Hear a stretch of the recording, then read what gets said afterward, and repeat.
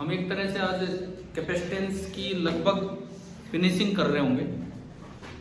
Capacitance की क्या, इस चैप्टर की फिनिशिंग करने की तरफ होंगे, क्योंकि आपने देखा है अभी हम एनसीईआरटी को फॉलो कर रहे हैं और लगभग उसके सारे टॉपिक्स कवर हो ही गए। कल ये थे वो एनर्जी वाले भी हो गए थे, कॉमन पोटेंशियल वाला उसका ऑलमोस्ट लास्ट सा टॉपिक था। उसके बाद वेन डी ग्राफ जनरेटर जो अलग से अब सिलेबस में नहीं है, तो हमें वो इंस्ट्रूमेंट्स पढ़ने की जरूरत नहीं है कि भाई क्या है क्या है, ठीक है। वेन डी ग्राफ करने की जरूरत नहीं है। ये कुछ क्वेश्चंस लिखे थे, कौन सा, ये एक्सरसाइज का 27 निकालना बुक में, पेज नंबर 90, क्वेश्चन नंबर 27।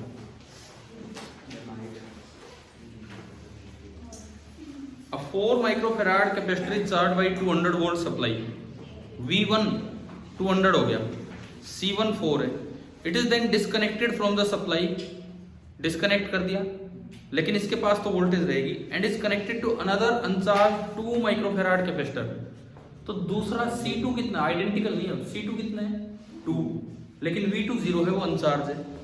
तो how much electrostatic energy of the first capacitor is lost, केवल एनर्जी लॉस का फॉर्मूला लगाना है, half C1 C2 upon C1 plus C2 into केवल V1 का स्क्वायर, क्योंकि V2 तो है ही नहीं। क्या उससे आंसर नहीं आ रहा, क्या नहीं आ रहा? चलो एक मिनट करके देखते हैं। ये है ना, ये तो नहीं है, फॉर्मूला कहीं लिखा होगा, हाँ ये बस ये लगाना है, केवल और केवल ये लगाना है। तो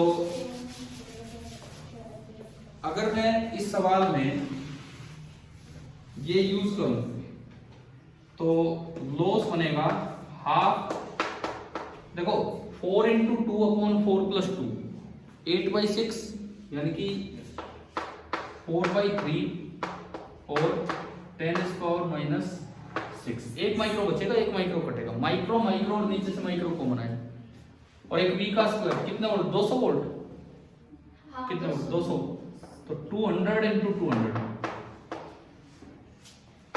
एक 2 से 2 गया 100, 0 0 0 0 माइनस 2 बचेगा, 8/3 इंटू 10⁻²। अब क्या आंसर है वो देखो, है तो यही, मतलब यही है ना लगभग, तो फिर तो ही है।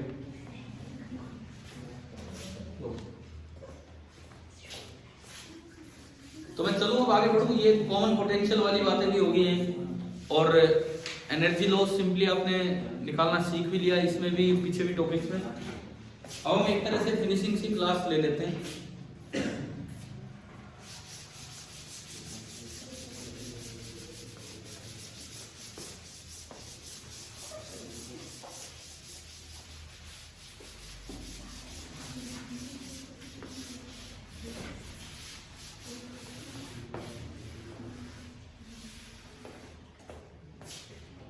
देखिए अब कुछ जो और रिमेनिंग टाइप्स हैं उन पे हम चलते हैं। एक ये सवाल आ जाता है बहुत बार, लिख लो, मैं क्वेश्चन ही बोल देता हूं। An uncharged capacitor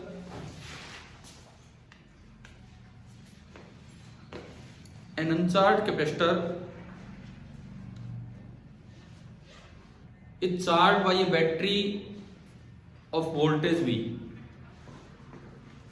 Is charged by a battery of voltage V. V volt की बैटरी लगा के आपने उसे चार्ज किया, ये दिया गया है, ठीक है। सवाल ये है कि how much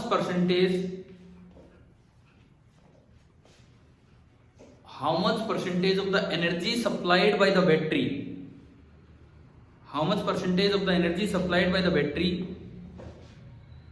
is lost as heat or EM waves, is lost as heat or EM waves, heat और EM वेव के रूप में कितना परसेंट नष्ट हो गए।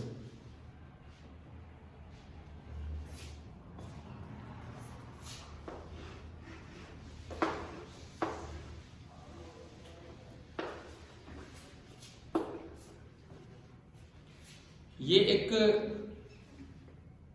अनचार्ज कैपेसिटर था, अभी कोई एनर्जी नहीं थी इसमें, U initial was 0।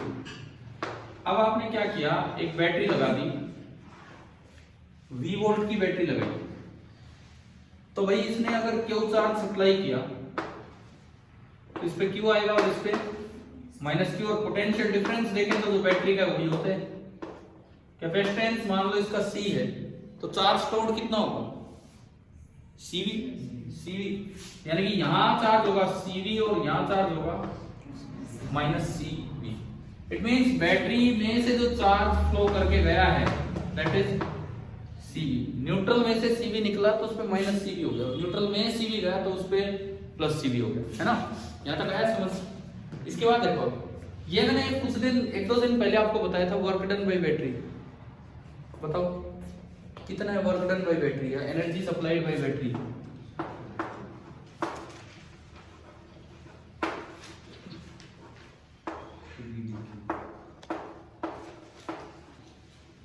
Energy supplied by battery कितना है?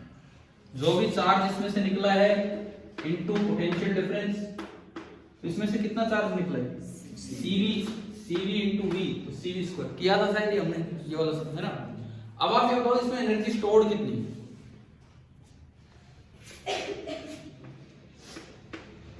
एनर्जी स्टोर्ड, हाँ V वोल्टेज इसके पास है तो एनर्जी स्टोर तो हुई है हाफ CV स्क्वायर, और आपने एनर्जी सप्लाई कितनी की थी? CV स्क्वायर, तो लॉस कितना हो गया? हाँ CV square minus half CV square, यानी कि हाफ CV स्क्वायर लॉस हो गया। तो परसेंटेज लॉस अगर आपको बताना हो, परसेंटेज लॉस, तो ये होगा loss upon energy supplied into 100। तो half CV square upon CV square into 100, तो ये लॉस कितना आ गया? 50% का लॉस हो गया। यानी कि अगर आप नॉर्मली बैटरी से चार्ज करोगे कैपेसिटर को तो आधी एनर्जी तो नष्ट ही हो जाएगी, आधी ही बचेगी उसमें।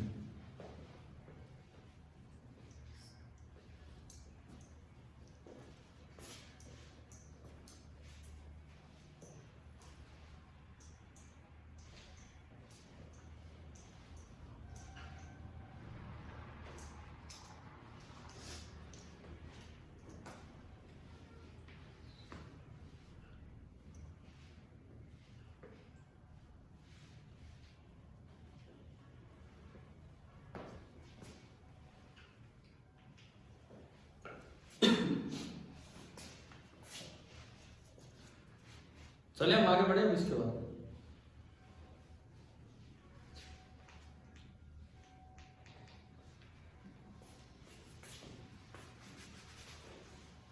एक कई बार ऐसे सवाल बहुत आते हैं कि डाइलेक्ट्रिक डालने पे क्या चीज बढ़ेगी, क्या कम होगी, या डाइलेक्ट्रिक निकालने पे, तो अब वो वाला पार्ट देखते हैं।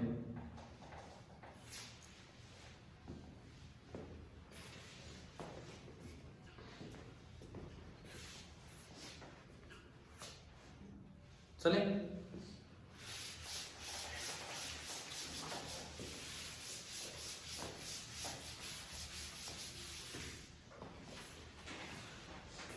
देखो, हम ये देख रहे हैं effect of insertion of dielectric. Capacitor की प्लेट्स में डाइलेक्ट्रिक डालने पे कुछ दो चार चीजों पे क्या क्या फर्क पड़ेगा, ये डायरेक्ट क्वेश्चंस आते हैं इनपे, लेकिन इसमें दो केसेस आपको लेने होंगे। Case first,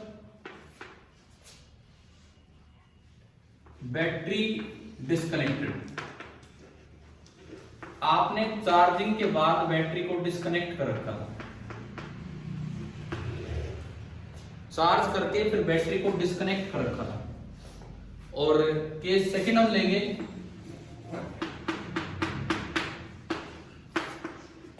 battery connected.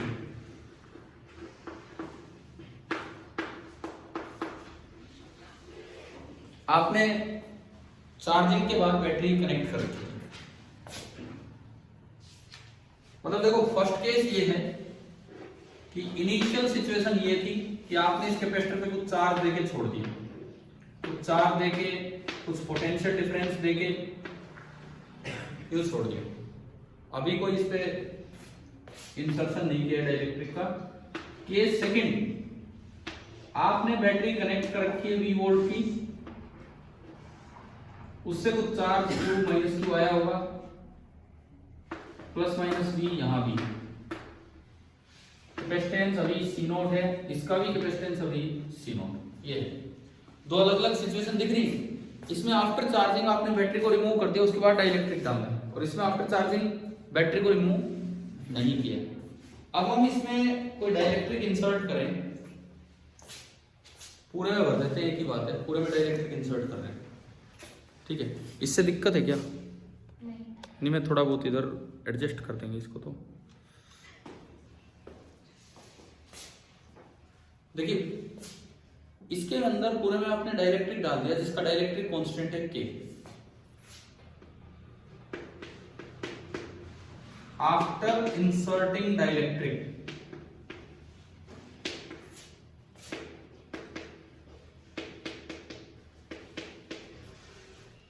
इधर भी और इधर भी,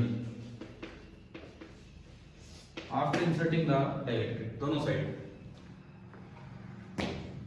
सबसे पहली बात हमने एक टॉपिक पढ़ा था, बीफिंग अप ऑफ कैपेसिटेंस।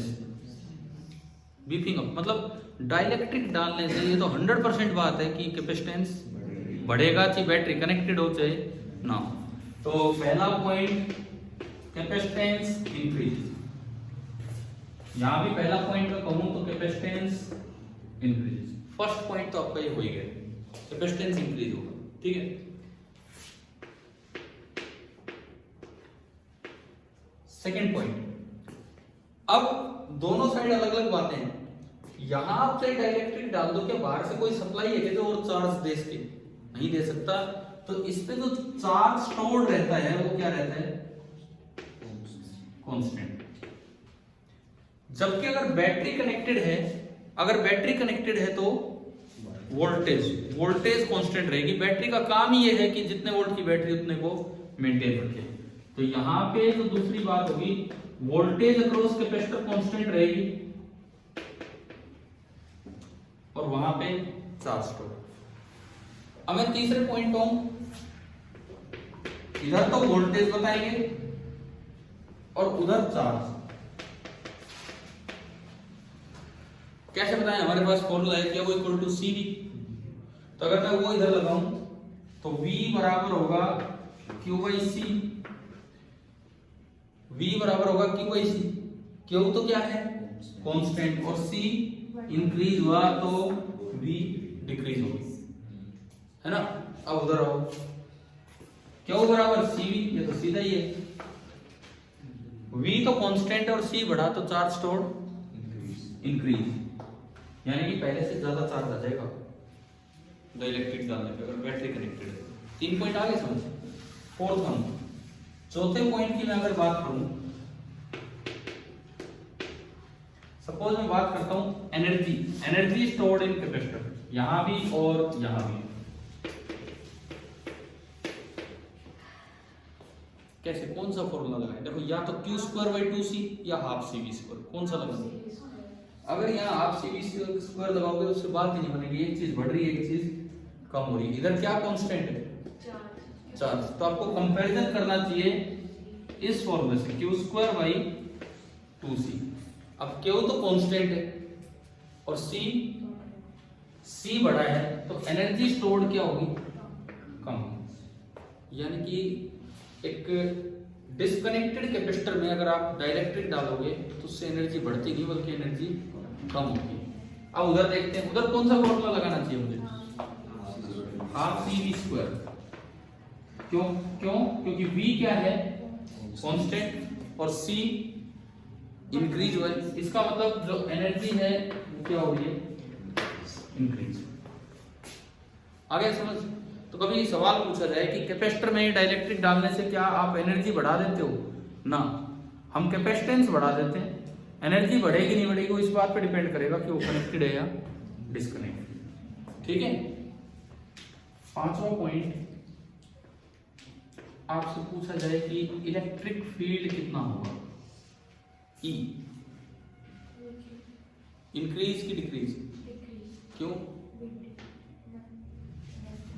चलो हाँ ठीक है, आपका तरीका ठीक है। नहीं तो एक और भी इस तरह से हम बोलते हैं, जब सोर्स चार्ज अगर सेम हो, आप कोई मीडियम डालते हो तो फील्ड के टाइम्स कम हो जाता है। पीछे हमने कैपेसिटेंस निकाले जब किया था काम, 4 लेयर थी और उससे फाइनली वो के टाइम्स कम हो रहा था। ठीक है, उससे देखते हो सोर्स चार्ज पे तो कोई फर्क पड़ा नहीं, और अब मीडियम आ गया तो फील्ड जो है वो डिक्रीज हो जाएगा। अच्छा, दूसरा तरीका इन्होंने बताया, V बराबर ED एक फॉर्मूला था हमारे पास, तो E बराबर V/D। क्या D में कोई फर्क पड़ा है? ऐसा हो सकता है कि सवाल में यूं आ जाए कि प्लेट दूर कर दी, प्लेट पास, तो एक अलग बात है। अभी तो D जो है वो है और V क्या हुआ है? डिक्रीज। समझ गए? E बराबर V/D से D सेम रहा, V डिक्रीज कर गया तो E भी डिक्रीज करेगा। और इधर E,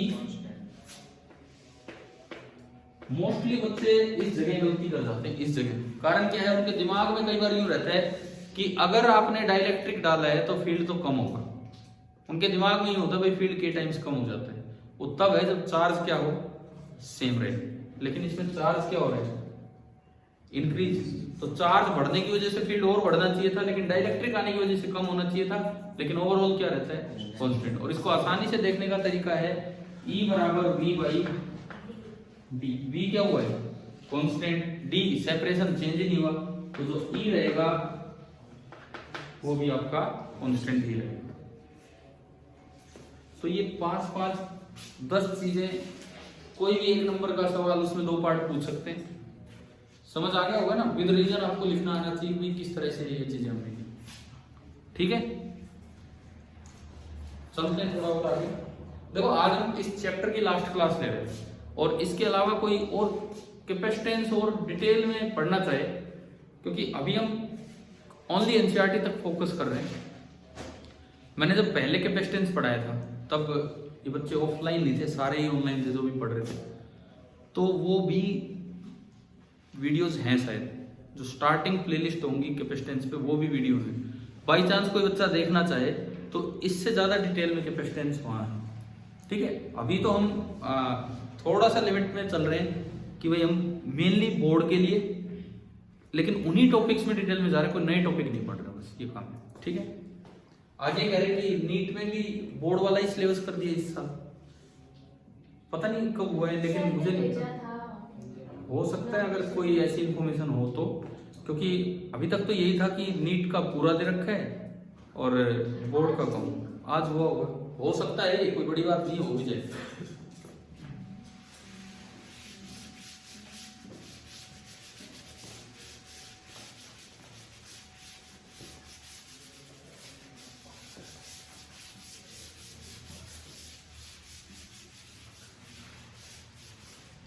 हो जाए तो आदि बच्चों की तो सेमीकंडक्टर की टेंशन मिलेगी, नहीं तो यूं ही लगता रहता है सेमीकंडक्टर इस तरह का। अरे उसमें कितना तो ट्रांजिस्टर है और वो सारा पार्ट आगेगा, तो एक दो सवाल तो उसके भी आते ही, अगर वो ना आटे तो। आपके पास मेडिकल है, नॉन मेडिकल है? ठीक है, चलिए अगली चीज सुनो। ये कुछ सवाल आते हैं ब्रेकडाउन पे, नीट, जेईई मेंस, बोर्ड, तीनों के लिए एक जैसे इंपॉर्टेंस है, और आपके एनसीईआरटी टेक्स्ट बुक में भी है। ये ब्रेकडाउन पे कैसे क्या सवाल होते हैं, हर एक कैपेसिटर की अपनी एक स्ट्रेंथ होती है, ब्रेकडाउन स्ट्रेंथ, कि भाई इससे ज्यादा वोल्टेज अगर इसके पास लगा दी तो कैपेसिटर खराब हो जाएगा, वो काम का नहीं बचेगा। ठीक है, तो अगली चीज हम पढ़े, हेडिंग डालना चाहो तो, breakdown of identical capacitors. Breakdown of identical capacitors.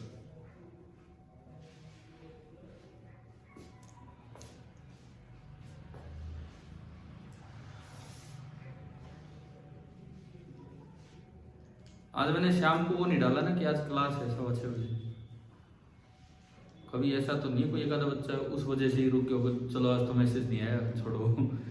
अरे मैं तो जब ध्यान रहता हूँ डाल, मैंने पहले बताया कि क्लास होगी, इसका रोज डालना जरूरी नहीं है, हाँ नहीं होगी वो जरूर डाला जाएगा आपके लिए, इस तरह से। अभी हम पढ़ते हैं ब्रेकडाउन, क्या मतलब इसका। देखिए, आपको सपोज कीजिए यूं दे रखा है कि भाई एक तगड़ी सी सप्लाई है, तगड़ी सप्लाई जैसे 11,000 वोल्ट की लाइन हो, कुछ भी हो इस तरह से, है ना। हमें दे दिया वी एक्सटर्नल कुछ है और ये हाई है। हमें कुछ कैपेसिटर्स दे रखे हैं, सी नोट उसकी कैपेसिटेंस है, लेकिन वी नोट बोल दिया कि इतना आते ही वो खत्म, इससे कम वोल्टेज रहनी चाहिए। और वी नोट उसकी ब्रेकडाउन वोल्टेज है जो कि लो है, इतनी हाई नहीं। ये 10,000 वोल्ट, ये 100 वोल्ट। इसको अगर यहाँ लगा दिया तो लगाते ही खराब नहीं हो जाएगा, ठीक है। तो ये है इसकी ब्रेकडाउन वोल्टेज, बीवी मतलब ब्रेकडाउन वोल्टेज, ठीक है। अब कई बार सवाल आते हैं मिनिमम नंबर ऑफ कैपेसिटेंस कितने लें हम ताकि ब्रेकडाउन ना हो। मिनिमम नंबर ऑफ कैपेसिटर यहाँ कितने लगाए। एक कंडीशन और होगी कि जो रिक्वायरमेंट है कि मुझे सी इतना बनाना है, सी गिवन होगा कि कैपेसिटेंस आपको इतना बनाना है। कैपेसिटेंस आपको दे रखा होगा कि मुझे सर्किट में इतने कैपेसिटेंस की रिक्वायरमेंट है, लेकिन मेरे पास जो कैपेसिटर है उनका ब्रेकडाउन बहुत जल्दी होगा क्योंकि यहाँ 10,000 वोल्ट, यहाँ 100 वोल्ट, एक भी लगाते ही फूक जाएगा। पूछते हैं कि कम से कम मुझे कितने कैपेसिटर लगाने होंगे और कैसे लगाने होंगे। तो इसका तरीका सुनिए। सबसे पहले तो आप एक रो बनाओ, एक रो बनाओ ताकि हर एक के पास जो वोल्टेज पहुंचे वो इसकी वी नोट से कम हो, नहीं तो ब्रेकडाउन हो जाएगा। जैसे मान लो मैं कहूँ 1000 वोल्ट, यहाँ 1000 वोल्ट और ब्रेकडाउन वोल्टेज दे दी 90 वोल्ट, ठीक है। 90 वोल्ट पे ब्रेकडाउन होना है।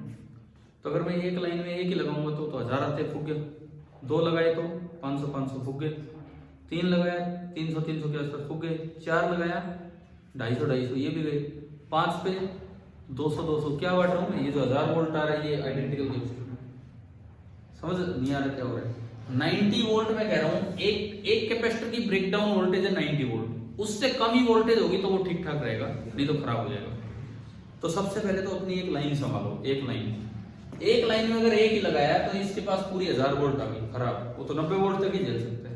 2 लगाए तो 500 खराब, 3 लगाए तो 333 गए, 4 लगाए तो 250 गए, 5 लगाए तो 200 ये भी गए, 6 लगाओगे तो 1000/6 ये भी 100 से ऊपर जा रहा है ना। 7 लगाए तो रुको हम पहुंच रहे, 10 लगाओगे तो भी एक के पास कितना आ जाएगा 100 वोल्ट, लेकिन वो तो खत्म कितने पे हो रहा है 90 पे ही कह रहा हूं मैं, 90 वोल्ट 11-12 मतलब जब वो 90 से कम होगा ना उतना एक लाइन में मिनिमम उतना बनाना पड़ेगा, पहली बात ये। लेकिन एक लाइन में अगर इतने लगा दिए तो कैपेसिटेंस बहुत कम हो जाएगा। आपने प्रूव किया था एक दिन की सीरीज में तो कैपेसिटेंस छोटे से भी छोटा होता है। फिर इसका भी ध्यान रखना है। फिर ऐसी लाइनें पैरेलल में बढ़ाते चलो सेम लाइन, कब तक, जब तक वो सी गिवन के बराबर। समझ आया। एक सवाल के जरिए ये चीज सीखते हैं। आपकी एक्सरसाइज में देखो कोई ऐसा सवाल है आइडेंटिकल कैपेसिटर, वो जेईई मेन में भी आ चुका है, नीट में आ जाएगा इस साल, नहीं तो अगली साल जैसे भी बोर्ड में भी आ चुका है। पता नहीं 27 पे कितने थे, कौन सा कितने कैपेसिटर है।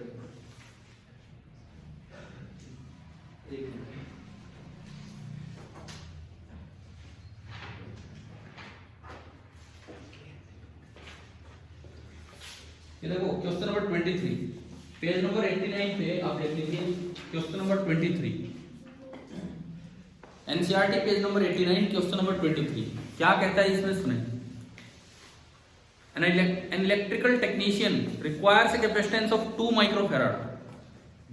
सर्किट में कितना कैपेसिटेंस चाहिए 2 माइक्रोफैराड। तो ये कौन सी वैल्यू दी है बताना, सी गिवन। ये तो बाद में संभालेंगे, लास्ट में कि कितनी रो लगानी पड़े, है ना। In circuit across a potential difference of कितने वोल्ट 1000 वोल्ट, मतलब क्या दे दिया है वी एक्सटर्नल, ये कितना दे दिया आपको 1000 वोल्ट, ठीक है। इसके बाद a large number of 1 microfarad capacitor are available. आपके पास कितनी कैपेसिटेंस अवेलेबल है, जो सी नोट कितना है 1 माइक्रोफैराड। समझ आ रहा है ना, ये धीरे धीरे पहचान में आ रहा है क्या क्या चीजें दे रखी है। 1 microfarad each of which can withstand A potential difference of not more than 400 volt. Breakdown कितने पे हो जाएगा 400। तो ये आपका 400 वोल्ट हो गया। ये हमारा चल रहा है क्वेश्चन नंबर 2.23। Page number 89। पूछा है कि suggest a possible arrangement that requires the minimum number of capacitor. देखो कितना आसान सवाल है और बिल्कुल आपके कॉम्पिटिटिव एग्जाम्स में भी आने लायक है, बिल्कुल आने लायक है, बहुत आसान सवाल है। सबसे पहले तो एक रो में लगाओ भाई, कितने लगाए, देखो बहुत आसान है सोचना। एक लगाया तो उसके पास 1000 आ जाएगी पूरी, खत्म। वो तो ज्यादा से ज्यादा कितनी झेल सकता है? 2 लगाए तो 500 500 गए, 3 लगाए तो 333। अब बचेगा कि खत्म हो गया? बचे तो तब भी का, जब 4 लगा दो 5 लगा दो, लेकिन इसने बोला है मिनिमम नंबर ऑफ कैपेसिटर चाहिए, यानी कि मुझे पता लग गया कि एक रो में कितने लगाने होंगे? 3। अच्छा, अगर एक रो को मैं फॉर्मूले की तरह लिखना चाहूं, मान लो एक रो में नंबर ऑफ कैपेसिटर्स n है, तो n क्या होगा? सुनो, आपने 1000 को 400 से भाग किया, कितना आया? 2.5। तो फिर 3 कैसे लिया, क्या लिखे इसको, किस तरह से बना के लिखे? तो 2.5 आ गया, मतलब 2.5 कम से कम लगाने पड़ेंगे। 2.5 थोड़ी होते, एक प्लेट लगा के चाहिए हुए, वो तो कैपेसिटर पूरा लगाना है। तो 2.5 बनाने के लिए भी आपको कम से कम कितने लगाने पड़ेंगे? 3। इसको अगर फॉर्मूले की तरह बनाना हो ना, 3.5 बना के इसका क्या करेगा? ठीक है, चलो जैसे भी आप बनाओ। अब ऐसे है ना, सारे बच्चे नॉन मेडिकल की तो है नहीं, आप चाहिए ग्रेटेस्ट इंटीजर फंक्शन बना दो और चाहिए स्मॉलेस्ट इंटीजर फंक्शन, कोई समझ में नहीं आता किसी को क्या बोल रहे हैं क्या नहीं बोल रहे हैं। तो हम अगर साधारण भाषा में बात करें, किस किस को पता है स्मॉलेस्ट इंटीजर फंक्शन? मैथ वालों को पता है। और ग्रेटेस्ट इंटीजर फंक्शन ये तो आपको ही पता है, और मैथ वालों को भी पता नहीं, सबको भी पता है। कोई नहीं, इधर सुनो, आसान तरीका बोलने का ये है, मिनिमम कैपेसिटर कितने लगाने पड़ेंगे? 2.5 तो हो नहीं सकते ना, 2.5 बनाने के लिए भी हमें कितने कैपेसिटर लगाने पड़ेंगे? 3 लगाने पड़ेंगे। तो जो भी ये नंबर आएगा, इससे आप अगला इंटीजर ले लीजिए, क्लियर है? इससे अगला इंटीजर ले लीजिए। तो स्मॉल 2 में तो फूक जाएंगे, 500 फूक जाएंगे ना, कम से कम 2.5 लगाने होंगे। और 2.5 कैपेसिटर होते ही नहीं है, कैपेसिटर 2.5 से बड़ा क्या है? सीधा 3। क्या सिंबल होता है ग्रेटेस्ट इंटीजर फंक्शन का? बड़ा ब्रैकेट ना, सॉरी स्मॉलेस्ट इंटीजर का नीचे वाली लाइन मान लो इसको स्मॉलेस्ट इंटीजर फंक्शन बनाना, क्या सिंबल होता है? ग्रेटेस्ट में तो यूं लिखते हैं हम, और स्मॉलेस्ट में नीचे वाली लाइन हट जाती है, 7 बन जाएगा ये। तो इसको अगर फॉर्मूला बना के देना हो, तो आप यूं बोल सकते हो कि number of capacitors in a row, number of capacitors in a row कितना बनेगा? सुनिए, V external upon V naught plus 1 का ग्रेटेस्ट इंटीजर, या फिर V external upon V naught का स्मॉलेस्ट इंटीजर। सही लिखा है मैंने?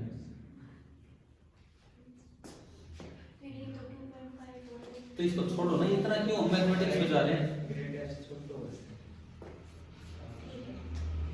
ग्रेटेस्ट इंटीजर का मतलब है कि वहां तक कितना बड़े से बड़ा इंटीजर आ चुका है, ठीक है? छोड़ दो यार उन चीजों को, हम तो अपने सिंपली तरीके से बात करें कि क्यों इन सिंबल्स में जा रहे हो। ये समझ आ गया कैसे करना है? 2.5 तक आपने निकाला तो इससे अगला इंटीजर लेना है, इससे अगला, और नहीं तो आप वैसे ही 1 2 3 यूं करके देख लिया करो। आ गया समझ में? तो एक रो में कितने लगाने पड़े? 3। अब एक रो में 3 लगाते ही इसकी 1 है, 1 1 और 1, तो एक रो की कैपेसिटेंस कितनी होगी? 1/3। और मुझे कितनी चाहिए? 2। तो पैरेलल में एक और रो लेके आओ, 2/3 हुई, एक और रो लेके आओ, 3/3। 3/3 भी तो 1 ही हुआ, लेकिन मुझे कितना बनाना है? तो ऐसे ऐसे कितनी रो लगानी पड़ेगी? 6 रो लगानी पड़ेगी। क्लियर? पूछा जाए कम से कम कैपेसिटर कितने लगाने पड़े? 6 3 9। हाँ, तो इनको कभी करिए, 6 3 9, 3 एक रो में और ऐसे 6 रो लगानी पड़ी है, तो 6 × 3 कितने हो गए? 18 कैपेसिटर्स। बताओ, ये वाला सवाल अगर आता है, इस तरह का आ सकता है, कर लोगे ना ठीक ठाक?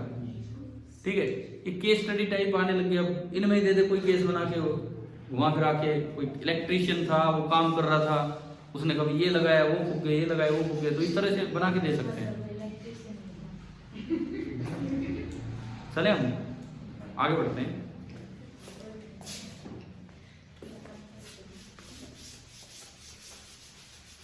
एक मल्टीप्लेट कैपेसिटर भी ठीक ठाक से सवाल होते हैं। Multiplate capacitor, multiplate parallel capacitor, next heading आप ये डालो।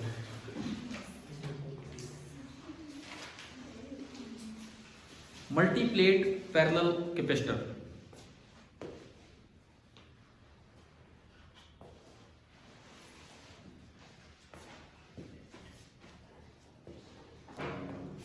अरे देखे होंगे आपने इस तरह के सवाल, प्लेट ही प्लेट देखे होंगे इस तरह से, ये लो एक और ले लो, ठीक है। इनमें कोई टर्मिनल बना के दे दिया जाता है, जैसे टर्मिनल एक्स, ठीक है,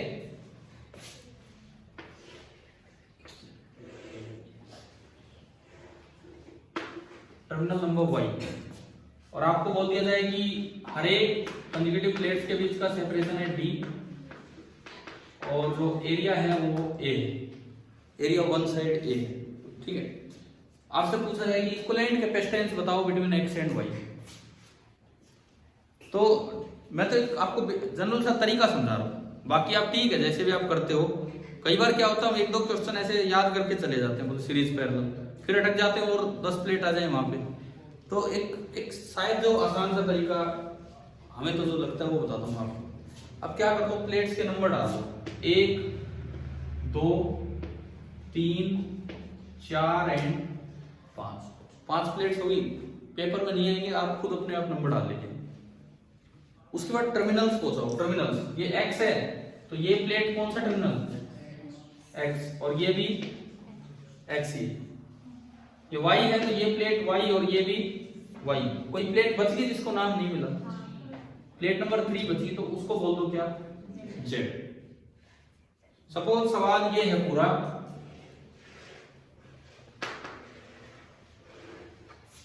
कि यहां वोल्टेज V दे रखी है, आपको हर प्लेट पे चार्ज भी बताना है, हर एक प्लेट पे, ये जो 5 प्लेट है हर एक प्लेट पे चार्ज भी बताना है कितना होगा, इक्विवेलेंट कैपेसिटेंस भी बतानी है, और हर एक प्लेट पे चार्ज भी बताना है कितना होगा। ये सवाल है,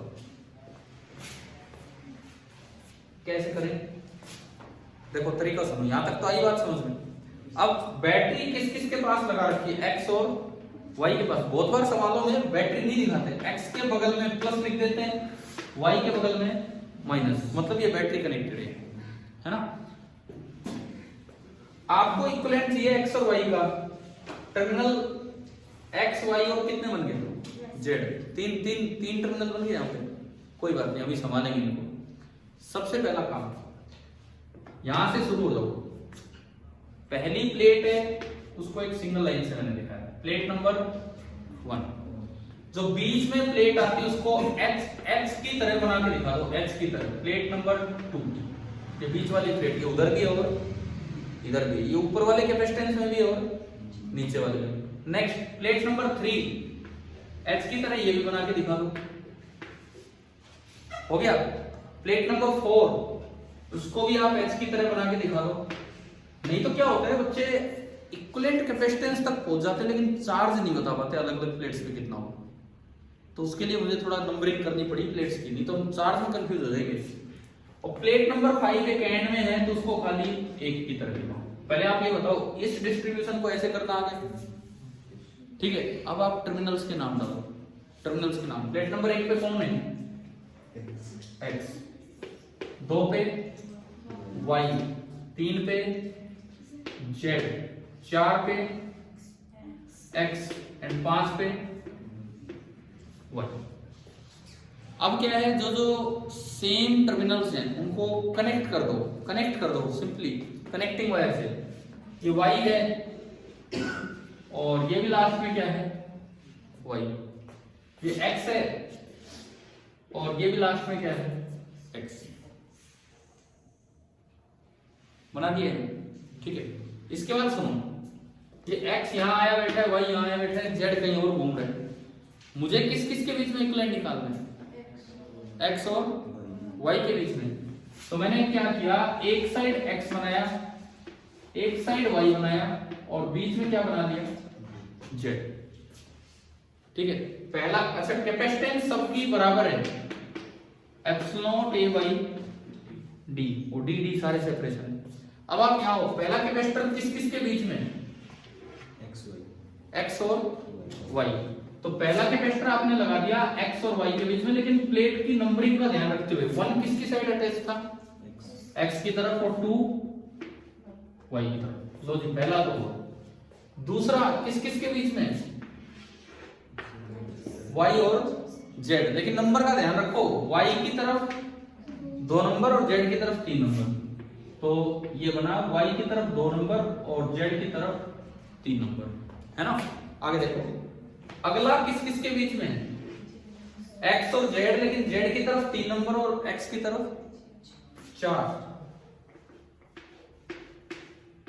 यहाँ पे 4 एंड यहाँ पे 3।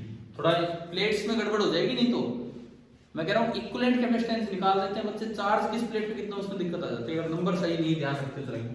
अगला कैपेसिटर किस किस के बीच में? x और y। तो ये दो जी, x और y के बीच में एक और, हाँ, 4 प्लेट x की तरफ और 5 प्लेट y की तरफ। और अब लगा दो बैटरी। बैटरी किस तरह लगानी है? x की तरफ पॉजिटिव और y की तरफ नेगेटिव। ये आपने लगाई बैटरी। अब आप बताओ, क्या ये सिंपल सर्किट नजर आ रहा है? इसका C0 की दो सीरीज में कितना होगा? हाफ हो जाएगा, C0/2, और ये भी C0, और तीनों पैरेलल में।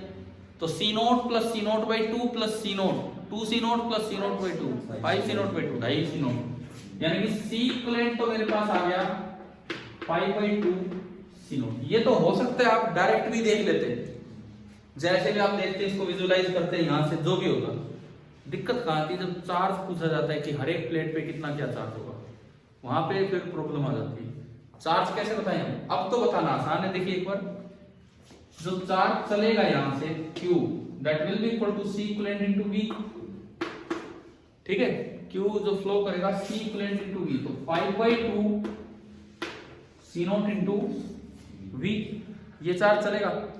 ये 5/2 आया। 3 रास्ते हैं पैरेलल में, चार्ज डायरेक्ट रेशियो में डिवाइड होता है कि इनवर्स रेशियो में? डायरेक्ट। मान लो इधर गया Q1, इस साइड गया Q2 एंड इस साइड गया Q3। सीरीज में सेम चार्ज आता है तो इसमें भी Q2 ही आएगा। ठीक है, तो अगर आप इनका रेशियो देखें तो Q1 is to Q2 is to Q3, direct ratio C0 1, C0/2 1/2 और 1। रेशियो लिखना आ गया। रेशियो को फ्रैक्शन से हटाना हो तो इन तीनों का एलसीएम कितना आ रहा है? 2 से मल्टीप्लाई कर दो बस। This is same as 2:1:2। कितने हिस्से करने? 5 हिस्से करके 2 इसको दे दो, 1 इसको, 2 उसको। किसके 5 हिस्से करने हैं? इसके 5 हिस्से करोगे तो एक हिस्सा कितना आएगा? C0V/2। इसको दीजिए 2 पार्ट, Q1 2 into C0V/2, कितना आया? C0V। Q2 C0V/2 एक part, and Q3 again 2 parts, तो C0 into V। यहां तक आया समझ में? अब देखो, अब मुझे ना हर ब्रांच का चार्ज पता लग गया। अब मैं प्लेट्स पे चार्ज बताऊंगा, प्लेट्स पे। भाई यहां तक आ गया क्या समझ? अब देखो प्लेट्स का चार्ज कैसे बताना है। 5 प्लेट है, 5 पे चार्ज बताना है। प्लेट नंबर 1, प्लेट नंबर 1 कहां है इस सारे अरेंजमेंट में? केवल यहां है, और उस पर कितना चार्ज आया पड़ा है? Q1। और Q1 मतलब इधर से पॉजिटिव होगा, दूसरी साइड नेगेटिव होगा। तो प्लेट नंबर 1 पे जो चार्ज आया होगा उसका आंसर आया कितना? C0 into V। क्या पहली प्लेट का चार्ज समझ आ गया कितना होगा? C0 into V। Plate number 2 एक बार देखो, उसमें एक जगह है, 2 जगह, 3 जगह का? 2। एक यहां और एक यहां। अच्छा दोनों उस साइड है तो दोनों पे नेगेटिव नेगेटिव चार्ज आया होगा, ठीक है। तो यहाँ पे -Q1 और यहाँ पे -Q2, -Q1 एंड -Q2, तो -C0V एंड -C0V/2 कितना हो गया? माइनस, मैं इस पे लिख दूं -3/2 C0V, ये इसका चार्ज छोड़ आ गया। अभी आ गया समझ? प्लेट नंबर 3 देख लो, वहां कहाँ है, ये है बीच का हिस्सा, इस पे तो आएगा Q2 ना -Q2, इस पे +Q2, तो कितना आएगा? 0। समझ आ रहा है? और कंफर्म यूं कर सकते हो वो कनेक्टेड है कि नहीं। क्या प्लेट नंबर 3 किसी भी साइड कनेक्टेड है? नहीं कनेक्टेड है तो उस पर चार्ज आ भी नहीं सकता, तो कितना होगा? 0। यहां से वेरीफाई भी हो गया क्योंकि इस पे -Q2 आएगा और इस पे Q2 आएगा। प्लेट नंबर 4 कहाँ है? दो जगह है, दो जगह, Q2 plus Q3, Q2 plus Q3, ये रहा, फिर से कितना हो गया? 3/2 C0 इंटू V, है ना। और प्लेट नंबर 5 एक ही जगह है बस यहाँ, तो -Q3 मतलब -C0V। तो नंबरिंग का क्या फायदा है, ये समझ आया कि नहीं? देखो आप सी इक्विवेलेंट तक, बच्चे इस सवाल को आधा ही करके आते हैं, ज्यादातर सी इक्विवेलेंट तक निकाल जाते हैं क्योंकि वो अपने बस जैसे विजुअलाइज करते कर लेते हैं। लेकिन अगर आप इस तरह प्लेट की नंबरिंग नहीं करोगे तो लास्ट में इकट्ठा नहीं कर पाते कई बार कि किस प्लेट पे कितना चार्ज है, ठीक है। और ये कोई ऐसा स्टैंडर्ड तरीका नहीं है, ये तो बस जो हमें लगा ठीक ठाक वो हमने बता दिया। आपके पास कोई और भी मेथड हो आप उससे भी कर सकते हो, ये समझ आए तो इससे कर लो। तो ये मल्टीप्लेट वाला आगे समझ, ठीक है। इसमें ये ध्यान रखना, जरूरी नहीं कि सारे गैप डी हों, कोई दो पास पास हो D/2 पे तो उसका कैपेसिटेंस 2C0 हो जाए, 2C0, है ना। अच्छा एक प्लेट का एरिया बड़ा दिखा दिया जाए और एक का छोटा दिखाया जाए तो फिर एरिया क्या लिया जाएगा? पैरेलल प्लेट में, पैरेलल प्लेट कैपेसिटर में जैसे देखो कॉमन एरिया है ना वो ले लेते हैं, मिटाऊंगा इसको, ये आंसर अगर हो गए तो आपको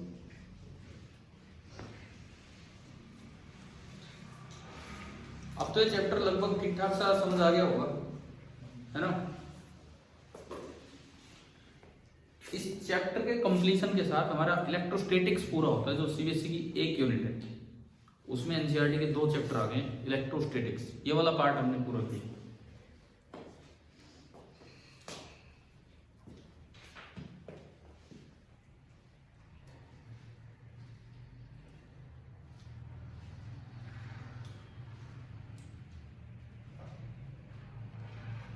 अगली चीज मान लो जैसे यहां बना लेता हूं छोटा सा, नोट भी करने, ये यूं आ जाए, इसका एरिया है A और इसका एरिया है A/2 और सेपरेशन है D, कैपेसिटेंस कितनी होगी? इसकी कैपेसिटेंस क्या होगी?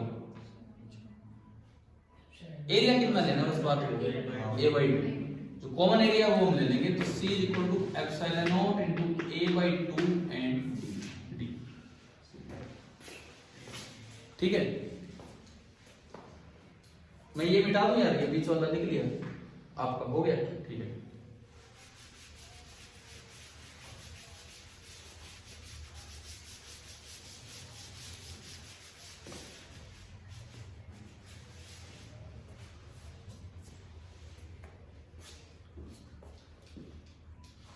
देखो जैसे मान लो इस सवाल को यूं भी करके दे दिया जाता है, एरिया A ये A/2, ये A/4, सेपरेशन ये D और ये D, टर्मिनल X और ये Y, find equivalent capacitance between X and R। जो अभी मैंने ऊपर बताया इसको थोड़ा सा और, C0 क्या है?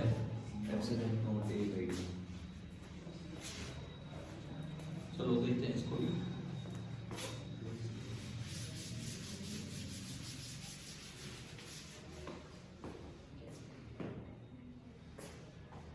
लेट मैं शुरू में ही बोल देता हूं, let C0 be epsilon naught a by d. मैंने epsilon naught a by d को बोल दिया सी नॉट थोड़ी देर के लिए, ताकि मैं तो इसकी टर्म बोल दो ना, सी नॉट की टर्म, सी नॉट बाई 6। आपका कितना आ रहा था? सी नॉट बाई 8। देखते हैं पहले तो एक कैपेसिटर तो ये है और एक कैपेसिटर ये है, इसको मैं C1 बोल रहा हूँ और इसको C2। C1 कितना होगा C नॉट की टर्म्स में? C not by 2 epsilon not A by 2 into D. तो C1 जो होगा वो तो होगा epsilon not A by 2 into D, और C2 कितना होगा? इन दोनों का कॉमन एरिया कितना है? A by 4। तो epsilon not A by 4 into D, यानी कि कितना हो गया? C not by 4। एक C नॉट बाई 2 और एक C नॉट बाई 4। C1 और C2 आ गए। अब ये सीरीज में है, तो सीरीज में C इक्विवेलेंट क्या होता है? C1 into C2 upon C1 plus C2। तो C1 into C2 C not by 2 into C not by 4 अपन इन दोनों का सम करोगे तो 3 C not by 4। C not by 4 से C नॉट बाई 4 गया, ये आ रहा है C नॉट बाई 6, और अगर आप उसकी वैल्यू वापस पुट करें तो एप्सिलॉन नॉट A बाई 6 या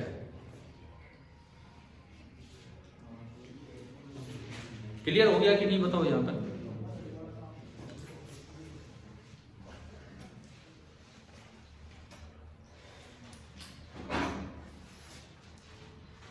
एक मान लो इस तरह से कई बार इफेक्ट पूछा जा सकता है।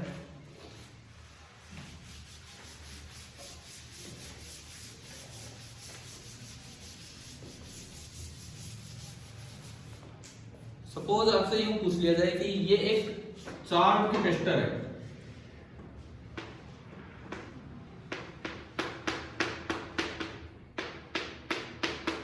ये एक चार्ज कैपेसिटर है और इसके अंदर एक सेमी इंसर्टेड डाइलेक्ट्रिक है। This is a semi inserted dielectric. तो कैपेसिटर क्या असर करेगा, इस पे क्या फोर्स लगाएगा कि नहीं लगाएगा? देखो सवाल मेरा ये है, चार्ज कैपेसिटर में एक सेमी इंसर्टेड डाइलेक्ट्रिक है, आपने छोड़ दिया, कैपेसिटर इस पे कोई फोर्स नहीं लगाएगा, कैपेसिटर इसको अंदर की तरफ पुल करेगा या कैपेसिटर इसको बाहर की तरफ पुश करेगा? इन्होंने जवाब दिया अंदर की तरफ पुल करेगा। क्यों? माइनस आ जाएगा, अट्रैक्ट करें तो अंदर किस तरफ जाएगा? ये वो तो ऊपर की तरफ करेगा, ये नीचे करेगा, तो ना उधर चलेगा ना इधर चलेगा। जो ये प्लस दूर है ये भी तो इधर खींचेंगे। देखो फील्ड लाइंस की टर्म्स में मैं बात करूं तो जो कैपेसिटर के बीच में तो यूनिफॉर्म फील्ड होता है, लेकिन एजेस पे फ्रिंज इफेक्ट होता है। सुना होगा ना शायद हमने ना, एक दो बार पढ़ा भी है कि एंड इफेक्ट को इग्नोर कीजिए। ये एजेस पे ना यूं होता है, यूं fringe effect, fringing of lines, edge पे यूं लाइन बनती है। तो अब देखो पॉजिटिव की तरफ कैसा चार्ज इंड्यूस होगा? नेगेटिव, नेगेटिव की तरफ पॉजिटिव। अब देखिए इस फील्ड लाइन के अकॉर्डिंग आप फोर्स देखिए, ये फील्ड लाइन यूं है, इधर यूं है फील्ड लाइन, और चार्ज कैसा है यहाँ? पॉजिटिव। जो डाइलेक्ट्रिक पे इंड्यूस हुआ है बाउंड चार्ज वो कैसा है? पॉजिटिव। फील्ड लाइन इधर है, तो इस पे जो फोर्स लगेगा वो इधर लगेगा, ठीक है।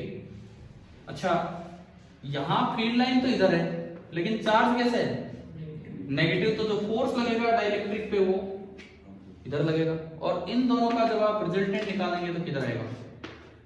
अंदर आएगा। तो ये अंदर की तरफ पुल कर दिया जाएगा, ठीक है, ये अंदर की तरफ पुल कर दिया जाएगा और ये इस तरह से आगे बढ़ेगा। क्लियर हो गया? भाई हमारा इलेक्ट्रोस्टैटिक्स होता है कंप्लीट। इलेक्ट्रोस्टैटिक्स जिसमें सेकंड चैप्टर बड़ा चैप्टर था वो हो गया कंप्लीट थ्रू एनसीईआरटी। अब मैं एक एक सवाल यहाँ नहीं ले रहा हूँ, लेकिन मैं आपको जितने हो सके डिस्कस करवा रहा हूँ, बाकी आप भी करें खुद। क्या फर्स्ट चैप्टर पूरा समझ आ गया है? इसमें से कोई साल अलग से तो कटा नहीं है सिलेबस में, कोरोना की वजह से कुछ कम किया, उसमें तो कुछ भी नहीं कैंसिल हुआ, तो ये तो लगभग हमने पूरा पूरा पढ़ ही लिया, ठीक है। अब सुनो बात, हम थोड़ा सा मतलब ये करना चाह रहे थे, जो एंड के जो चैप्टर्स हैं, एक एक दो दिन के चैप्टर हैं, यह अभी हमारा फर्स्ट यूनिट कंप्लीट हुई है इलेक्ट्रोस्टैटिक्स। शुरू की यूनिट थोड़ी बड़ी है, ऑप्टिक्स तक थोड़ा बड़ा काम है, लेकिन उसके बाद dual nature of matter and radiation एक दिन में रिवीजन हो जाएगा और एक दिन में टेस्ट हो जाएगा। बड़ा नहीं, मतलब इतना कि 1 घंटे में हम दे सकते। एटम 1 दिन में रिवीजन, 1 दिन में टेस्ट। न्यूक्लियाई 2 दिन में रिवीजन, 1 दिन में टेस्ट। एंड सेमीकंडक्टर 2 से 3 दिन में वो और 1 दिन में टेस्ट। तो मैं आपसे ये पूछ रहा हूँ, क्या हम इसके बाद इलेक्ट्रोस्टैटिक्स के बाद पहले आगे की 4 यूनिट कवर कर दें? हाँ। ठीक है, रिवीजन के साथ टेस्ट हो जाएगा। क्लियर है? उसके बाद फिर हम ऑप्टिक्स पे और पीछे का सारा कुछ कवर कर रहे हैं। देखो जो बच्चे पहले से आ रहे थे, कोई बात नहीं, हम तो सारा ही पढ़ना है। ठीक है, क्योंकि तीसरी यूनिट पे अभी जाएंगे, वो फिर से बड़ी है, वो इतनी बड़ी है। सेकंड फिर भी ठीक है, करंट थोड़ा छोटा है, थर्ड फिर उतनी बड़ी यूनिट आ जाती है, तो हम इनको कर लेंगे, लेकिन पहले हम छोटा छोटा जो पार्ट है वो हम रिवाइज करेंगे। ठीक है, तो जो कल की हमारी क्लास होगी, जिन बच्चों ने अभी रिसेंटली पिछले 1-2 महीने में पढ़ा है तो भी कोई बात नहीं, मैं तो 1 दिन की रिवीजन क्लास ले रहा हूँ। ठीक है, कल एक रिवीजन क्लास होगी on dual nature of matter and radiation. Clear है? और परसों आपका बोर्ड पैटर्न पे, जो नया बोर्ड पैटर्न है, परसों उस पे बेस्ड आपका टेस्ट होगा, dual nature of matter and radiation. Clear है? फिर उसके बाद एक दिन एटम रिवाइज करेंगे, एक दिन उसका टेस्ट होगा। तो कल से थोड़ा सीक्वेंस चेंज करेंगे।